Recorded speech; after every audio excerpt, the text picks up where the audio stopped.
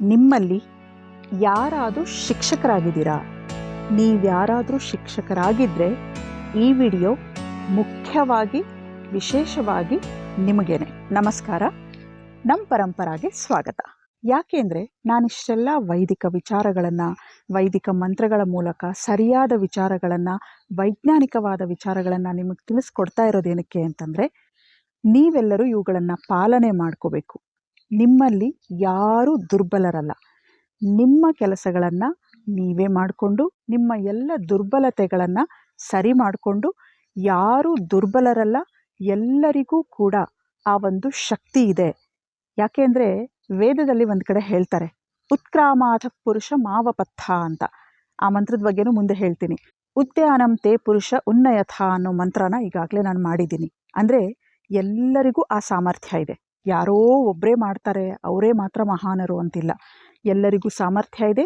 ನಿಮ್ಮೆಲ್ಲರಲ್ಲೂ ಈ ಸಾಮರ್ಥ್ಯ ಇದೆ. ಎಲ್ಲರೂ ಕೂಡ ಆ ಒಂದು ಮಟ್ಟಕ್ಕೆ ತಲುಪಬಹುದು. ಆಚರಣೆ ಮಾಡಬೇಕು.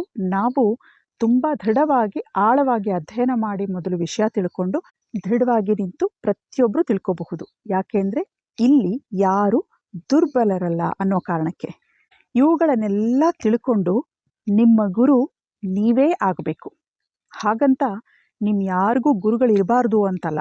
ಲೈಫಲ್ಲಿ ಗುರುಗಳು ಬೇಕೇ ಬೇಕು. ಆದರೆ ಯಾರೋ ಒಬ್ಬರು ಬಂದು ನಮ್ಮೆಲ್ಲ ಸಮಸ್ಯೆಗಳನ್ನು ಪರಿಹಾರ ಮಾಡ್ತಾರೆ, ಈ ವಿಷಯಕ್ಕೆ ನಮಗೆ ಮಾರ್ಗದರ್ಶನ ಮಾಡ್ತಾರೆ, ಈ ಸಮಸ್ಯೆನ ಬಗೆಹರಿಸ್ಬಿಡ್ತಾರೆ, ಇದನ್ನೇನೋ ಅವರು ತಥಾಸ್ತು ಅಂದ್ಬಿಟ್ಟು ಅಥವಾ ಏನೋ ಒಂದು ಚಮತ್ಕಾರ ಮಾಡಿ ಸರಿ ಮಾಡಿಬಿಡ್ತಾರೆ ಅನ್ನೋವಂಥದ್ದು ಏನೂ ನಡೆಯಲ್ಲ ಇಲ್ಲಿ.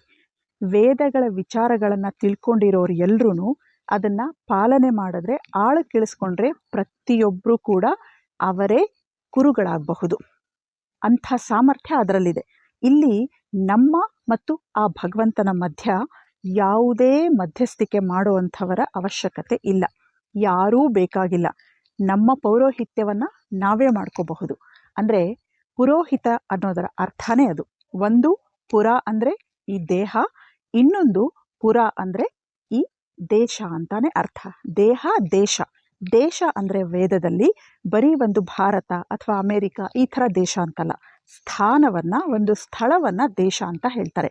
ಅಂದರೆ ಇಲ್ಲಿ ತುಂಬ ವಿಶಾಲವಾದ ಅರ್ಥ ಪ್ರತಿಯೊಂದಕ್ಕೂ ವೇದಗಳಲ್ಲಿ ಇರೋವಾಗ ದೇಶ ಅಂತಂದರೆ ಪೂರ್ತಿ ಭೂಮಿಯನ್ನೇ ಅಂತ ನಾವು ಅನ್ಕೋಬಹುದು.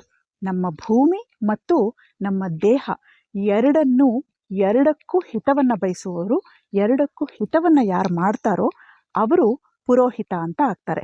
ಎಲ್ಲರಿಗೂ ಒಳ್ಳೇದು ಮಾಡಬೇಕು, ಒಳ್ಳೆ ದಾರಿಯಲ್ಲಿ ನಡೆಸಬೇಕು, ಎಲ್ಲರ ಹಿತವನ್ನು ಬಯಸಬೇಕು. ಹಾಗೆ ಒಳ್ಳೆ ದಾರಿಯಲ್ಲಿ ನಡೆಸೋದಕ್ಕೆ ಎಲ್ಲರ ಲೀಡರ್ಶಿಪ್ ಮಾಡೋರನ್ನ, ಯಾರು ಈ ಒಳ್ಳೆ ದಾರಿಯಲ್ಲಿ ನಡೆಸೋವಂಥ ಲೀಡರ್ಶಿಪ್ ತಗೊಳ್ತಾರೋ ಅವರನ್ನು ನಾವು ಪುರೋಹಿತ ಅಂತ ಅಂತೀವಿ. ಹಾಗೆ ಎಲ್ಲದಕ್ಕೂ 2-3 ಅರ್ಥ ಇರೋ ಹಾಗೆ ಪುರೋಹಿತ, ನಮ್ಮೆಲ್ಲರ ಪುರೋಹಿತ ಆ ಭಗವಂತನೇ.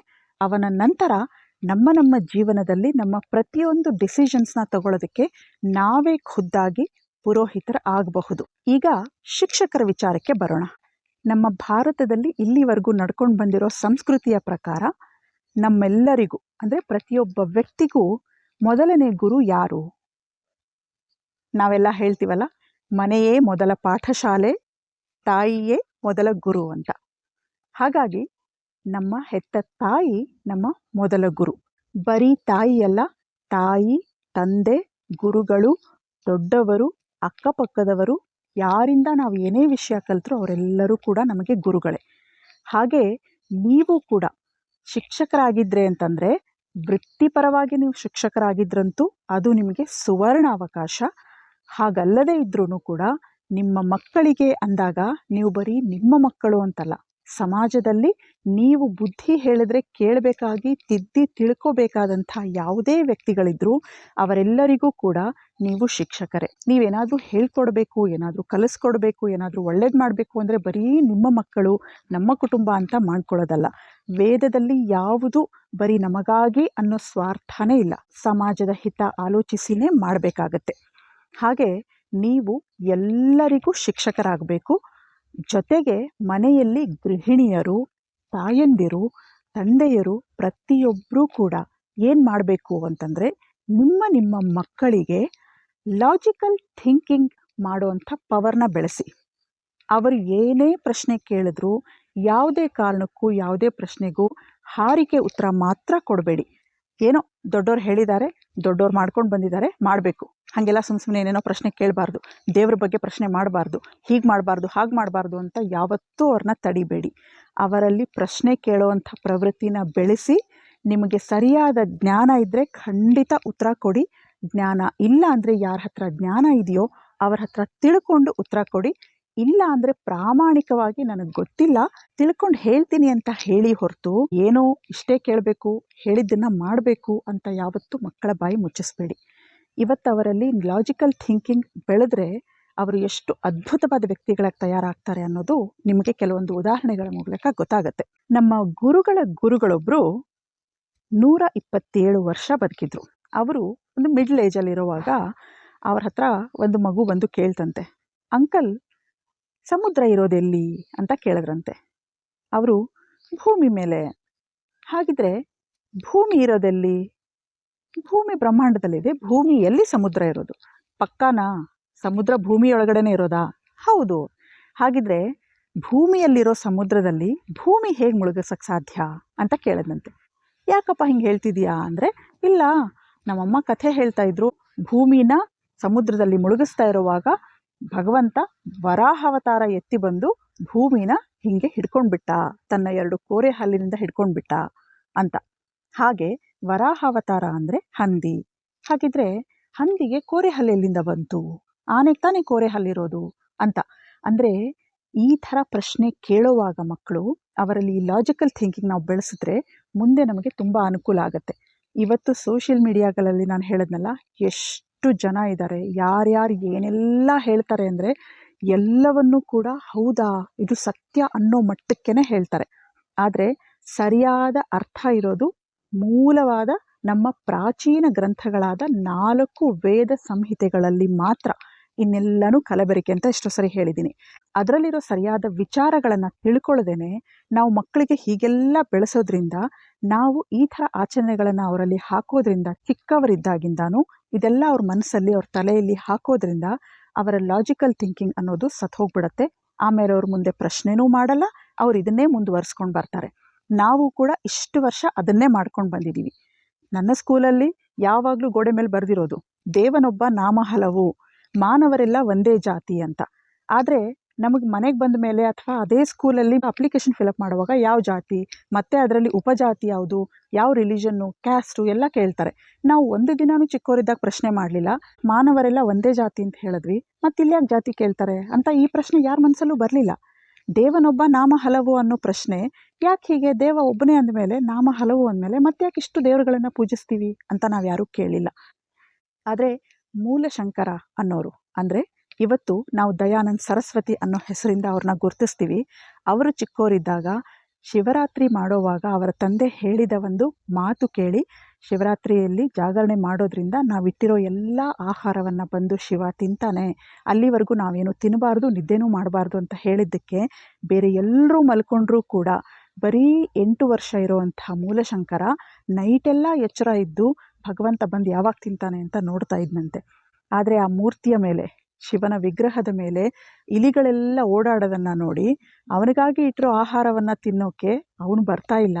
ಅವನ ಆಹಾರವನ್ನು ಇಲಿಗಳೆಲ್ಲ ಬಂದು ತಿಂತಾ ಇದ್ದರೆ ಅವನು ಓಡಿಸೋಕ್ಕೂ ಆಗದೆ ಸುಮ್ಮನೆ ಕೂತಿರೋವಂಥ ಶಿವ ನಮ್ಮನ್ನೆಲ್ಲ ಹೇಗೆ ಕಾಪಾಡ್ತಾನೆ ಅನ್ನೋವಂಥ ಕ್ವೆಶನ್ನು ಆ ಪುಟ್ಟ ಮನಸ್ಸಿನಲ್ಲಿ ಆ ವಯಸ್ಸಿನಲ್ಲೇ ಬಂದಿತ್ತಂತೆ. ದಯವಿಟ್ಟು ನಿಮ್ಮ ಮಕ್ಕಳಲ್ಲಿ ಅದನ್ನು ಬೆಳೆಸಿ. ನಾವ್ಯಾರೂ ಯಾವತ್ತೂ ಈ ಥರ ಪ್ರಶ್ನೆ ಮಾಡಿಲ್ಲ ನಮ್ಮ ದೊಡ್ಡವ್ರನ್ನ. ಹಾಗಾಗಿ ಇವತ್ತು ನಮ್ಮ ಜೀವನಗಳಲ್ಲಿ ನಡೀತಿರೋ ಪ್ರತಿಯೊಂದು ಸಮಸ್ಯೆಗಳಿಗೂ, ದುಃಖಗಳಿಗೂ, ನೋವುಗಳಿಗೂ, ಚಿಂತೆಗಳಿಗೂ ನಾವೇ ಕಾರಣ ಆಗಿದ್ದೀವಿ. ಇನ್ನು ಮೇಲಾದರೂ ಸರಿಯಾದ ವಿಷಯಗಳನ್ನ ತಿಳ್ಕೊಂಡು ನಾವು ಮುಂದುವರಿಬೇಕು. ಅದಕ್ಕೆ ಶಿಕ್ಷಕರಿಗೆ ತುಂಬ ಸುವರ್ಣಾವಕಾಶ, ಅವರ ಮೇಲೆ ತುಂಬ ಜವಾಬ್ದಾರಿ ಇದೆ. ಹಾಗಂತ ಶಿಕ್ಷಕರು ಅಂದರೆ ಯಾರು ಟೀಚರ್ ಡ್ಯೂಟಿ ಮಾಡ್ತಿದ್ದಾರೋ, ಟೀಚರ್ ಕೆಲಸ ಮಾಡ್ತಿದ್ದಾರೋ ಅವರಿಗೆ ಮಾತ್ರ ಅಲ್ಲ. ನಾವು ಪ್ರತಿಯೊಬ್ಬರು ಶಿಕ್ಷಕರು ಮೊದಲು ನಾವು ಆಚರಣೆ ಮಾಡಿ, ನಾವು ತಿಳ್ಕೊಂಡು ನಮ್ಮ ಜೀವನನ ಸುಧಾರಿಸ್ಕೊಂಡು ಆಮೇಲೆ ಬೇರೆಯವ್ರನ್ನ ತಿದ್ದೋವಂಥ ಕೆಲಸ ಕೂಡ ನಾವು ಮಾಡಬಹುದು.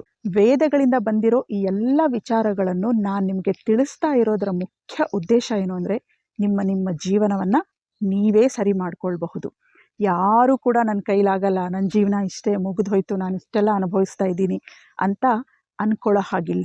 ಇಲ್ಲಿವರೆಗೂ ಎಷ್ಟು ಜನ ಏನೆಲ್ಲ ಪ್ರಶ್ನೆ ಕೇಳಿದಿರೋ ಅವರಿಗೂ ಕೂಡ ಹೇಳ್ತಾ ಇದ್ದೀನಿ, ಇದನ್ನು ನೀವೆಲ್ಲರೂ ನಿಮ್ಮ ನಿಮ್ಮ ಸಮಸ್ಯೆಗೆ ಜೋಡಿಸಿಕೊಂಡು ನಿಮ್ಮ ಸಮಸ್ಯೆಗಳನ್ನು ನೀವೇ ಪರಿಹಾರ ಮಾಡಿಕೊಂಡು ನಿಮಗೆ ನೀವೇ ಲೀಡರ್, ನಿಮಗೆ ನೀವೇ ಗುರು ಆಗಬೇಕು.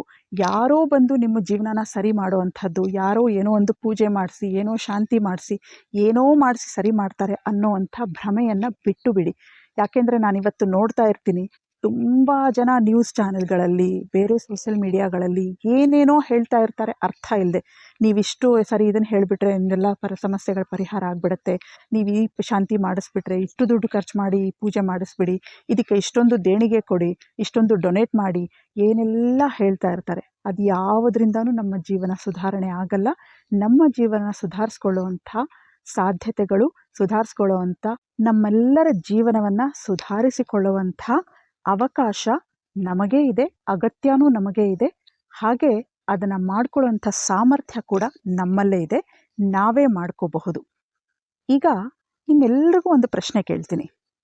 ಇಷ್ಟು ಜೀವಿಗಳಲ್ಲಿ, ಅಂದರೆ ಮನುಷ್ಯನೂ ಕೂಡ ಒಬ್ಬ ಪ್ರಾಣಿನೇ, ಮನುಷ್ಯನ ಬಿಟ್ಟು ಬೇರೆ ಪ್ರಾಣಿಗಳಿಗೆಲ್ಲ ಬುದ್ಧಿ ಜಾಸ್ತಿನಾ, ಮನುಷ್ಯನ ಬ್ರೇನಿಗೆ ಬುದ್ಧಿ ಜಾಸ್ತಿನಾ? ಅಫ್ಕೋರ್ಸ್ ಗೊತ್ತಿರೋರೆಲ್ಲರೂ ಹೇಳ್ತೀರಿ ಮನುಷ್ಯನಿಗೆ ಬುದ್ಧಿ ಜಾಸ್ತಿ.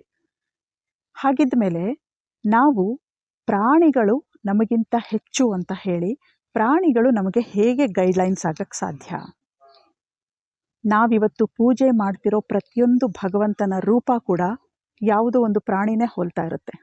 ನಾವು ವರಹಾವತಾರ ಅಂತ ಪೂಜೆ ಮಾಡ್ತೀವಿ, ಆನೆಯನ್ನು ಪೂಜೆ ಮಾಡ್ತೀವಿ ಗಣೇಶ ಅನ್ನೋ ಹೆಸರಲ್ಲಿ, ನಾವು ಸಿಂಹನ ಪೂಜೆ ಮಾಡ್ತೀವಿ ನರಸಿಂಹನ ಹೆಸರಲ್ಲಿ.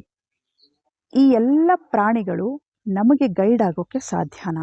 ನಮಗಿಂತ ಬುದ್ಧಿಮಟ್ಟದಲ್ಲಿ ಪ್ರತಿಯೊಂದು ವಿಚಾರದಲ್ಲಿ ಕಡಿಮೆ ಇರುವಂಥ ಪ್ರಾಣಿಗಳು ನಮಗೆ ಹೇಗೆ ಬುದ್ಧಿ ಕೊಡೋದಕ್ಕಾಗಲಿ ಗೈಡ್ ಮಾಡೋದಕ್ಕಾಗಲಿ ಸಾಧ್ಯ?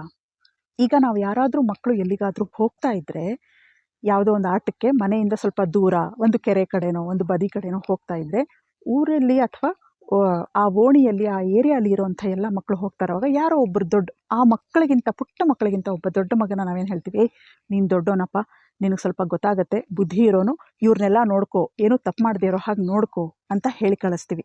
ಹಾಗೆ ಈ ಎಲ್ಲ ಪ್ರಾಣಿಗಳ ಒಳ್ಳೆಯದಾಗಲಿ ಕೆಟ್ಟದ್ದಾಗಲಿ ಆ ಜವಾಬ್ದಾರಿನ ಮನುಷ್ಯನಿಗೆ ಕೊಟ್ಟು ಭಗವಂತ ಕಳಿಸಿದ್ದಾನೆ. ಇದೇ ಹಿಂಸೆಗೂ ಕೂಡ ಅಪ್ಲೈ ಆಗುತ್ತೆ. ಇವ್ರನ್ನೆಲ್ಲ ನೋಡ್ಕೋ ಅಂತ ಆ ದೊಡ್ಡ ಹುಡುಗನ ಕಳಿಸಿದ್ರೆ, ಆ ದೊಡ್ಡ ಹುಡುಗನ ಇವ್ರನ್ನ ಹೊಡೆದು ಬಡಿದು ಇವ್ರಿಗೆ ತೊಂದರೆ ಮಾಡಿ ಬಂದುಬಿಟ್ರೆ ಏನರ್ಥ? ಅಂದರೆ ಇವರೆಲ್ಲರ ಮೇಲೆ ನೀನು ಕಾವಲಾಗಿರು, ಇವರೆಲ್ಲರನ್ನ ಕಾಪಾಡುವಂಥ ಶಕ್ತಿ ಬೇರೆ ಯಾರಾದರೂ ಬಂದು ಇವ್ರಿಗೆ ತೊಂದರೆ ಮಾಡಿದ್ರೆ, ಹೊಡೆದ್ರೆ, ಇವ್ರೇನೋ ರುಬ್ಬಿದ್ರೆ, ದಾರಿ ತಪ್ಪಿದ್ರೆ ಇವ್ರಿಗೆಲ್ಲ ಕಾಪಾಡಿಕೊಂಡು ಕರ್ಕೊಂಡು ಬಾರಪ್ಪ, ಇವ್ರಿಗೆ ತೊಂದರೆ ಮಾಡದೇ ಇರೋ ಹಾಗೆ, ಬೇರೆಯವರಿಂದ ತೊಂದರೆ ಆಗದೆ ಇರೋ ಹಾಗೆ ನೋಡ್ಕೋ ಅಂತ ಒಂದು ಜವಾಬ್ದಾರಿನ ಕೊಟ್ಟ ಹುಡುಗನಿಗೆ ಕಳಿಸಿದಾಗ ಅವನೇ ಹೊಡೆದು ಅವನೇ ಕೆರೆಯಲ್ಲಿ ಅವ್ರನ್ನ ಬೀಳಿಸಿ ಅವನೇ ಎಲ್ಲ ಮಾಡ್ಕೊಂಡು ಬಂದುಬಿಟ್ರೆ ಹೇಗಿರುತ್ತೆ? ಇದನ್ನೇ ಬೇಲಿನೇ ಎದ್ದು ಹೊಲ ಮೇಯೋದು ಅಂತ ಹೇಳೋದು. ಹೀಗೆ ನಾವು ನಮ್ಮೆಲ್ಲರ ರಕ್ಷಣೆಗಾಗಿ, ಎಲ್ಲ ಪ್ರಾಣಿಗಳ ರಕ್ಷಣೆಗಾಗಿ ನಮಗೆ ಸ್ವಲ್ಪ ಬುದ್ಧಿ ವಿವೇಕ ಪ್ರತಿಯೊಂದನ್ನು ಕೊಟ್ಟು ಭಗವಂತ ಕಳಿಸಿದ್ದಾನೆ. ನಾವೇ ಅವುಗಳನ್ನು ಕಡಿದು ತಿಂದುಬಿಟ್ರೆ ಬೇಲಿನ ಎದ್ದು ಹೊಲ ಮೇಯುತ್ತೆ ಅನ್ನೋವಂಥದ್ದನ್ನು ನಾವು ಸತ್ಯ ಮಾಡಿದಾಗತ್ತೆ. ಇದೇ ವಿಷಯನೇ ಎಲ್ಲ ಕಡೆನೂ ಅಪ್ಲೈ ಆಗುತ್ತೆ. ಪ್ರಾಣಿಗಳಿಗೆ ಬುದ್ಧಿ ಜಾಸ್ತಿ ಇಲ್ಲ ಅನ್ನೋದಕ್ಕೆ ಬೇಕಾದಷ್ಟು ಉದಾಹರಣೆಗಳಿದೆ. ಮುಂದಿನ ಭಾಗದಲ್ಲಿ ಉದಾಹರಣೆಗಳ ಸಹಿತ ನಿಮಗೆ ಎಲ್ಲ ವಿಚಾರನೂ ನಾನು ಹೇಳ್ತೀನಿ. ವಿಡಿಯೋಗಳು ತುಂಬ ದೊಡ್ಡದಾಗುತ್ತೆ, ಹಾಗಾಗಿ ವಿಷಯಗಳನ್ನು ಶುರು ಮಾಡಿದ್ರೆ ಕಂಟಿನ್ಯೂಸ್ ಆಗಿ ಹೋಗ್ತಾನೆ ಇರುತ್ತೆ. ಅದಕ್ಕೆ ಒಂದು ಎಂಡ್ ಅಂತ ನಾವೇ ಮಾಡ್ಕೋಬೇಕು, ಬಿಟ್ಟರೆ ಈ ಯಾವ ವಿಚಾರಗಳಿಗೂ ಎಂಡ್ ಅನ್ನೋದಿರಲ್ಲ. ಆದರೆ ಒಂದು ಚಿಕ್ಕ ವಿಚಾರನ ಹೇಳ್ತೀನಿ. ಯಾರ್ಯಾರು ಬೆಂಗಳೂರಲ್ಲಿ ಅಥವಾ ಬೆಂಗಳೂರು ಹತ್ತಿರದಲ್ಲಿ ಇದ್ದೀರೋ, ನಿಮ್ಹಾನ್ಸ್ ಅಲ್ಲಿ ಒಂದು ಬ್ರೈನ್ ಮ್ಯೂಸಿಯಂ ಅಂತ ಇದೆ. ಅಲ್ಲಿ ಎಲ್ಲ ಪ್ರಾಣಿ ಪಕ್ಷಿಗಳ ಬ್ರೈನ್ ಜೊತೆಗೆ ಮನುಷ್ಯನ ಬ್ರೈನ್ ಕೂಡ ಇಟ್ಟಿದ್ದಾರೆ. ಬೇರೆ ಕೆಲವೊಂದು ಬಾಡಿ ಪಾರ್ಟ್ಸ್ ಕೂಡ ನಿಮಗೆ ರಿಯಲ್ ಆಗಿ ನೋಡೋಕ್ಕೆ ಸಿಗುತ್ತೆ. ಅದು ಫ್ರೀ ಆಫ್ ಕಾಸ್ಟ್. ಸಂಡೇ ಮತ್ತು ಸ್ಯಾಟರ್ಡೆ ಅಥವಾ ಯಾವುದೇ ಗೌರ್ಮೆಂಟ್ ಹಾಲಿಡೇಯಲ್ಲಿ ಅದು ರಜಾ ಇರುತ್ತೆ. ಬೇರೆ ವರ್ಕಿಂಗ್ ಡೇಸಲ್ಲಿ ತಾವು ಹೋಗಿ ನೋಡಬಹುದು. 4 ಗಂಟೆವರೆಗೂ ಏನೋ ಸಮಯ ಇದ್ದಾಗಿದೆ. ನೀವು ಗೂಗಲಲ್ಲಿ ಸರ್ಚ್ ಮಾಡಿದ್ರೆ ಬ್ರೈನ್ ಮ್ಯೂಸಿಯಂ ಇನ್ ಬ್ಯಾಂಗ್ಳೂರ್ ಅಂತ ಹೇಳಿದ್ರೆ ನಿಮಗೆ ಕಾಂಟ್ಯಾಕ್ಟ್ ನಂಬರ್ ಸಿಗುತ್ತೆ. ನೀವು ಕಾಂಟ್ಯಾಕ್ಟ್ ಮಾಡಿ ಟೈಮ್ ತಿಳ್ಕೊಂಡು ಎಲ್ಲರೂ ಹೋಗಿ ನೋಡಬಹುದು. ಅಲ್ಲಿ ಎಲ್ಲ ಪ್ರಾಣಿಗಳ ಬ್ರೈನಿಗೆ, ಯಾವ್ಯಾವ ಪ್ರಾಣಿಗಳ ಬ್ರೈನ್ಗೆ ಏನೇನು ಕೆಪಾಸಿಟಿ ಇರುತ್ತೆ, ಎಷ್ಟೆಷ್ಟಿರುತ್ತೆ ಬ್ರೈನು ಅನ್ನೋದು ಕೂಡ ಇದೆ. ಅದನ್ನು ನೀವು ಒಂದು ಸಾರಿ ಅಧ್ಯಯನ ಮಾಡ್ಬೋದು. ಬೆಂಗಳೂರಲ್ಲಿರೋರು, ಅದು ಹತ್ತಿರದಲ್ಲಿರೋರು ಸಾಧ್ಯವಾದರೆ ಯಾರಾದರೂ ಬೇಕಾದರೆ ಹೋಗಿ ಅದನ್ನು ನೋಡಬಹುದು. ಫ್ರೀ ಆಫ್ ಕಾಸ್ಟ್ ಇದೆ. ಹಾಗಾಗಿ ಈ ಥರ ವಿಚಾರಗಳನ್ನು ತಿಳ್ಕೊಂಡು ಬಂದಿರಿ. ನೀವು ಸ್ವಲ್ಪ ಹೋಮ್ವರ್ಕ್ ಮಾಡಿರಿ. ನಾನು ಬಂದು ನಿಮಗೆ ಹೇಗೆ ಪ್ರಾಣಿಗಳು ಮನುಷ್ಯನಿಗಿಂತ ಶ್ರೇಷ್ಠ ಅಲ್ಲ ಅನ್ನೋದನ್ನು ತಿಳಿಸ್ಕೊಡ್ತೀನಿ. ಹೀಗಿರುವಾಗ ಭಗವಂತ ಡೈರೆಕ್ಟಾಗಿ ನಮಗೆಲ್ಲ ವಿಚಾರಗಳನ್ನು, ಜ್ಞಾನವನ್ನು ಫಸ್ಟ್ ಹ್ಯಾಂಡಾಗಿ ಕೊಟ್ಟಿರುವಾಗ ನಾವು ಯಾವುದೋ ಪ್ರಾಣಿಯಲ್ಲಿ ಏನೋ ಒಂದು ಶಕ್ತಿ ಬಂದು ನಮ್ಮನ್ನು ಕಾಪಾಡುತ್ತೆ, ಇನ್ಯಾವುದೋ ಪ್ರಾಣಿ ನಮಗೆ ಗೈಡ್ಲೈನ್ಸ್ ಆಗುತ್ತೆ, ನಮಗೆ ಮಾರ್ಗದರ್ಶಕ ಆಗುತ್ತೆ ಅಂತ ಅಂದ್ಕೊಳ್ಳೋದು ಎಷ್ಟು ತಪ್ಪು ಕಲ್ಪನೆ. ಈ ಥರ ವಿಚಾರಗಳನ್ನು ನೀವು ನಿಮ್ಮ ಮಕ್ಕಳಿಗೆ ತಿಳಿಸಿ ಹೇಳಬೇಕು. ಶಿಕ್ಷಕರಿಗಾಗಿ ಇನ್ನೂ ತುಂಬ ವಿಚಾರಗಳಿವೆ. ಅವರಲ್ಲಿ ಲಾಜಿಕಲ್ ಥಿಂಕಿಂಗ್ ಬೆಳೆಸಿ, ಹಾಗೆ ಅವರ ಪ್ರಶ್ನೆಗಳನ್ನು ತೆಗೆದುಹಾಕಬೇಡಿ. ಪ್ರಶ್ನೆಗಳಿಗೆ ಸರಿಯಾದ ಉತ್ತರ ಕೊಡಿ, ಪ್ರಾಮಾಣಿಕವಾದ ಉತ್ತರ ಕೊಡಿ. ಅವರಲ್ಲಿ ಅದು ಇಲ್ಲ ಅಂದಮೇಲೆ, ನಿಮಗೂ ಗೊತ್ತಿಲ್ಲ ಅಂದಮೇಲೆ ಗೊತ್ತಿರೋರ ಹತ್ರ ತಿಳ್ಕೊಂಡು ಹೇಳ್ತೀವಿ ಅಂತ ಹೇಳಿ. ಇಲ್ಲ ಅಂದರೆ ನಾನು ನೀವು ಎಲ್ಲರೂ ಸೇರಿ ಅದನ್ನು ರಿಸರ್ಚ್ ಮಾಡೋಣ, ಎಲ್ಲಿ ಸರಿಯಾದ ಜ್ಞಾನ ಸಿಗುತ್ತೆ ತಿಳ್ಕೊಳ್ಳೋಣ ಅಂತ ಹೇಳಿ ಹೊರತು ಯಾವತ್ತೂ ಅವ್ರನ್ನ ಕ್ರಿಯೇಟಿವ್ ಮಾಡಬೇಡಿ. ಕ್ರಿಯೇಟಿವ್ ಆಗಿ ಮಕ್ಕಳನ್ನ ಬೆಳೆಸಿ. ಅವರಲ್ಲಿ ಬರೋ ಪ್ರಶ್ನೆಗಳು ತುಂಬ ಮುಖ್ಯ ನಮಗೆ. ಈ ಥರ ಎಲ್ಲ ಲಾಜಿಕಲ್ ಥಿಂಕಿಂಗ್ ಅವ್ರಿಗೆ ಕೊಡೋದ್ರಿಂದ ನಾವು ಬೆಳೆಸೋವಂಥ ವಿಚಾರಗಳೇ, ನಮ್ಮ ವಾತಾವರಣನೇ ಅವ್ರನ್ನ ಪೂರ್ವಾಗ್ರಹಕ್ಕೆ ತಳ್ಳೋ ಹಾಗೆ ಮಾಡುತ್ತೆ. ಅವರಲ್ಲಿ ಕೆಲವು ಪೂರ್ವಾಗ್ರಹಗಳನ್ನು ಅವ್ರು ಇಟ್ಕೊಂಡಾಗ ಸತ್ಯ ದರ್ಶನ ನಮಗಾಗಲ್ಲ, ಸತ್ಯ ಏನು ಅಂತ ತಿಳ್ಕೊಳ್ಳೋಕ್ಕಾಗಲ್ಲ. ಇನ್ನೂ ತುಂಬ ವಿಚಾರಗಳು ಶಿಕ್ಷಕರಿಗಾಗಿಯೇ, ಅಂದರೆ ನಮ್ಮೆಲ್ಲರಿಗೂ, ಶಿಕ್ಷಕರು ಅಂದರೆ ಅವ್ರು ಮಾತ್ರ ಅಲ್ಲ, ನಾವೆಲ್ಲರೂ ಮನೇಲಿ ಯಾರಿದ್ದೀವೋ, ಸುತ್ತಮುತ್ತಲಿರೋರು, ವಾನಪ್ರಸ್ಥಿಗಳು, ಟೋಟಲ್ ಎಲ್ಲ ಜನರಿಗೂ, ಎಲ್ಲ ಜನಸಾಮಾನ್ಯರಿಗೂ ಹೇಳಬೇಕಾದಂಥ ವಿಷಯ, ಬೇರೆಯವ್ರಿಗೆ ತಿಳಿಸ್ಕೊಡ್ಬೇಕಾದಂಥ ವಿಷಯ, ಮಕ್ಕಳು ಮರಿಗಳು ಇರೋವಂಥ ಮನೆಯವರಿಗೆ ವಿಶೇಷವಾಗಿ ಹೇಳಬೇಕಾದಂಥ ವಿಷಯಗಳು ಇನ್ನೂ ತುಂಬ ಇದೆ. ಆದರೆ ಯಾವುದೋ ಕೆಲವು ಸಮಸ್ಯೆಗಳಿಂದಾಗಿ ವಿಡಿಯೋನ ಮೊಟಕುಗೊಳಿಸಬೇಕಾದಂಥ ಅವಶ್ಯಕತೆ ಬರುತ್ತೆ. ಮುಂದಿನ ಭಾಗದಲ್ಲಿ ಇನ್ನೊಂದಷ್ಟು ವಿಚಾರಗಳನ್ನು ನಿಮಗೆ ತಿಳಿಸ್ತೀನಿ. ಇನ್ನೊಂದಷ್ಟು ವೈದಿಕ ವಿಚಾರಗಳ ಜೊತೆ ಮತ್ತೆ ನಾವೆಲ್ಲರೂ ಸಿಗೋಣ. ಅಲ್ಲಿವರೆಗೂ ಸಾಧ್ಯ ಆದರೆ ಎಲ್ಲರೂ ಬ್ರೈನ್ ಮ್ಯೂಸಿಯಂ ನೋಡ್ಕೊಂಡು ಬನ್ನಿ. ಅದ್ರ ಬಗ್ಗೆ ಕೆಲವು ರಿಸರ್ಚ್ ಮಾಡಿ ಮುಂದಿನ ಭಾಗದಲ್ಲಿ ಇನ್ನೊಂದಷ್ಟು ವಿಚಾರಗಳನ್ನು ತಿಳ್ಕೊಳ್ಳೋಣ. ಅಲ್ಲಿವರೆಗೂ ನಮಸ್ಕಾರ.